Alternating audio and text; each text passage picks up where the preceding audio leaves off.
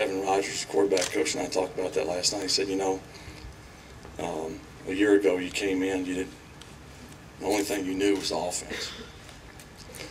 And yeah, that makes things easier, but knowing the offense, but how it applies to our guys.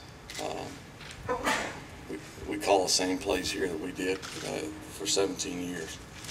But a play that may have been, Antonio Freeman staple, a slant or whatever, a play that I felt comfortable with. But it was, as I found over the years, I was comfortable with that play, not so much because of the play as it was the player. And so I had to kind of, I could call it, but I'm like, okay, Bernard's going to maybe run it a little different than this guy. Sidney's going to run it a little different. I mean, you learn little things about guys. Sidney, he's not going to get 5 yards past a DB. That's not what he does, but he can make you right on a lot of plays.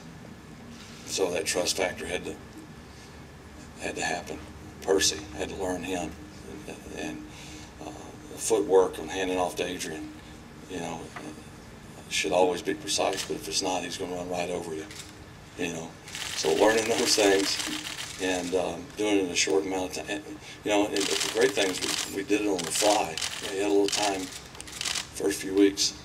So I don't want to say that's out of the way, because I think that's each and every year that's going to change a little bit. Sidney's obviously not practicing. Percy's just easing back into it, as I am. Shank's a little, I think his shoulder's bothering him a little bit.